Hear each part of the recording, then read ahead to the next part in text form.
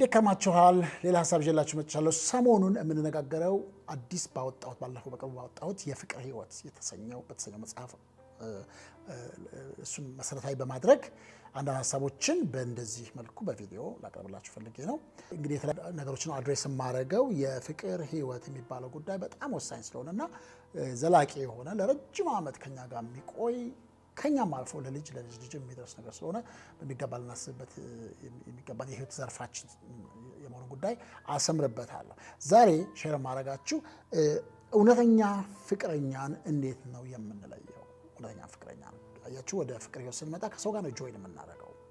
ከዚህ ቤት ፈጽሞ የማናውቀውን አንድን ሰው ከእንግዲህ ወዲህ በፍጹም ካንተ ልለይ አልፈልግም፣ ካንቺ ልለይ አልፈልግም ብለን ከዛ ሰው ጋር ለመኖር የምንወስነው ውሳኔ ነው እና ብዙ ጊዜ ሰዎችን በሚገባ ሳናውቅ ዘለን ልንገባ እንችላለን ወደዛ ነገር። እና እንዴት ነው ፍቅረኛን የምንመለከታቸው ካራክተሮች አሉ በሰዎች ላይ ትክክለኛውን ፍቅረኛ በምንለይበት ጊዜ ሌሎች የመመጣጠን ምናምን ነገሮችን እንደተጠበቀ ሆኖ ማለት ነው። አንድ ሰው እንደዚህ ያለ የተዛባው ፍቅር ምን ይላል? ስለምታስፈልገኝ አፈቅርሃለሁ ይላል። ትክክለኛው የፍቅር ሂደት ግን ስለማፈቅርህ ታስፈልገኛለህ ወይም ስለማፈቅርሽ ታስፈልገኛለሽ። ፍቅር ሊቀድም ይገባል ለማለት ነው። አንድ ሰው ስላስፈልገን አይደለም ልናፈቅረው የሚገባ። አንድ ሴት ስላስፈለገችኝ አይደለም ወይ ደግሞ ስለምትጠቅመኝ አይደለም ማፈቅራት፣ ስላፈቀርኳት ግን አቀርባታለሁ ትጠቅመኛለች የሚለው ነው። እና ይህንን አመለካከት እንዴት ነው የምናስታርቀው? ዛሬ የምሰጣችሁ 9 መመዘኛዎች ናቸው። እነዚህ ምንም ነገር አብሶሉት አይደለም። አንዳንድ ነጥቦቹ ካየናቸው ኢትስ አ ኖ ኖ፣ በቃ በፍጹም እንዲህ አይነት ካራክተር ካየሁ በማፈቅረው ሰው ላይ ወይም ለፍቅር ኮንሲደር በምታደርጓት ሴት ወይም በምታደርጊው ወንድ ላይ እነዚህን ካራክተሮች ካያቸዋቸው በፍጹም ይሄ የትዳር ሂደት ወይም የፍቅር ጎዳና ሊጀመርም ወይም ሊቀጥልም አይገባም የሚያሰኙ ነጥቦች እንዳሉበት እርግጠኛ ሆኜ መናገር እችላለሁ። ግን አንዳንዶቹ ግን ለጥርጣሬ፣ ለመመልከት፣ ለመመዘን የምንጠቀምባቸው ናቸው። ግን ሁሉንም ለመመዘን መጠቀም አለብን።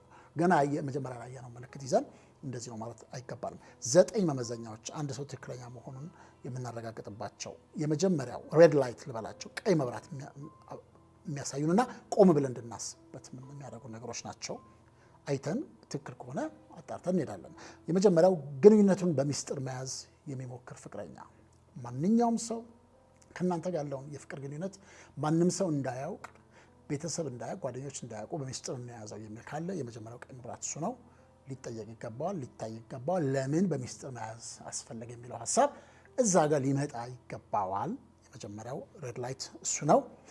ሁለተኛው ወደ ውሳኔ የሚያጣድፋችሁ የፍቅር ጓደኛ ቼክ መደረግ አለበት። ገና እንደተገናኛችሁ በወር ውስጥ በ2 ወር ውስጥ አጣድፎ ለሆነ ውሳኔ፣ ለትዳር፣ የተለያዩ ውሳኔዎች፣ ፋይናንሻል ውሳኔዎች፣ የተለያዩ ውሳኔዎች ውስጥ የሚያጣድፋችሁ ከሆነ ይህን ጉዳይ በጥንቃቄ መያዝ አለባችሁ። ዋንስ ኮሚትመንት ውስጥ ከገባችሁ በኋላ ማትቀለበሱ እንዳይሆን፣ ከቀለበሳችሁ ደግሞ ቁስል ውስጥ ችግር ውስጥ እንዳትገቡ መጠንቀቅ አለባችሁ። ሌላው ቀይ መብራት እሱ ነው። ሶስተኛ ዋች ማድረግ ያለባችሁ የፍቅር ጓደኛን ኮንሲደር ስታደርጉ ብዙ ጓደኛ የቀያየረ ባክግራውንድ ካለው እንግዲህ ሰዎች ይሳሳታሉ። ይሄን ኮንሲደር ማድረግ አለብን። አንድ ጊዜ፣ 2 ጊዜ፣ 3 ጊዜ ሊሳሳቱ ይችላሉ። ግን ከደጋገመ እና በተለይ ደግሞ ለምን እንደቀያየረ ነገሩን ቀይ መብራቱን አይታችሁ ቆም ብላችሁ ቼክ ስታደርጉ ጥያቄ የሚፈጥርባችሁ ነገር ካለ ሌላ የምትመለከቱት መመዘኛ እንደሆነ ላሳስባችሁ ፈልጋለሁ። እንግዲህ እነዚህ ነገሮች ለአንዳንዶቻችሁ በጣም ኤሌመንተሪ ናቸው። ኤሌመንተሪ ከሆኑባችሁ እለፏቸው፣ ተዋቸው፣ አትመልከቷቸው። ግን በጣም ቤዚክ መሰረታዊ የሆኑላችሁ ሰዎች ስላሉ ለእነሱ ነው አድሬስ የማደርገው እዚህ ጋር። አራተኛው ስለሚያገኛቸው ሰዎች ግልጽ ያልሆነ ፍቅረኛ ካላችሁ ወይም ሰው ካለ መጠንቀቅ አለባችሁ። በተለይ የተቃራኒ ጾታን ግንኙነት አስመልክቶ ፍቅረኛ ስትይዢ ይሄ ሰው የሚያገኛቸው ሴቶች በግልጽ ማን እንደሆኑ የማይታወቅ ከሆኑ፣ መግለጽ የማይፈልግ ከሆነ፣ ዝም ብሎ በደፈናው ከዝምድና ጋር አገናኝቶ የሚላለፍ የሚፈልግ ከሆነ እና ይሄ ነገር ጥያቄ እስኪፈጥርብሽ የሚደርስ ከሆነ፣ ወንድም ከሆንክ እንደዛ የሚፈጥርብህ ደረጃ ከደረስክ ቀይ መብራት ነው፣ መታየት አለበት። መመዘኛዎች ናቸው እነዚህ የምትመዝኑባቸው። ሰዎችን እንዴት ነው መመዝነው አንድን ሰው ካላችሁ የምትመዝኑባቸው ሂደቶች ናቸው። አምስተኛው ወሲብ ላይ ወይም ሴክስ ላይ የሚያተኩር ፍቅረኛ።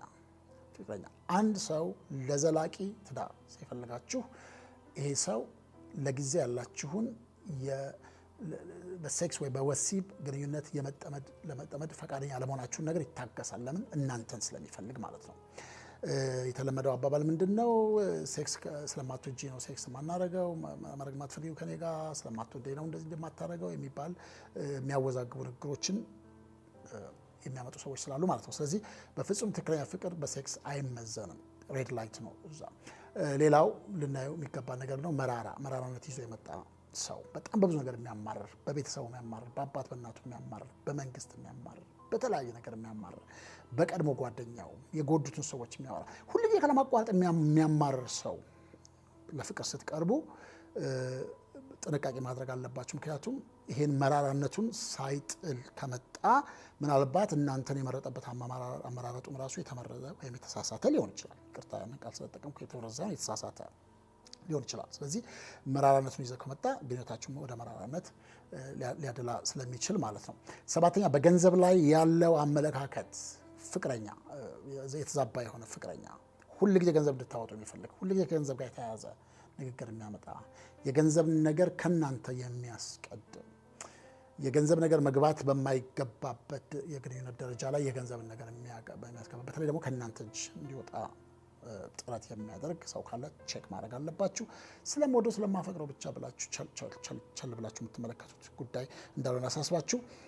ስምንተኛው በጣም ደማቅ የሆነ ቀይ መብራት አንዴ የሚሄድ አንዴ የሚመጣ ፍቅረኛ በቃ አኮረፈኝ፣ ለ6 ወር ጠፋ፣ ከዛ ለመቶ ይቅርታ አንዳንድ ነገር ቢዚ ሆኜ ነው ወይ ደግሞ ስራ አልገኝም ለተወሰነ ጊዜ ስራ ሄዳለሁ ብሎ በፍጹም አይደውልም፣ አላገኘውም፣ ከዛ ደግሞ ብቅ ይላል።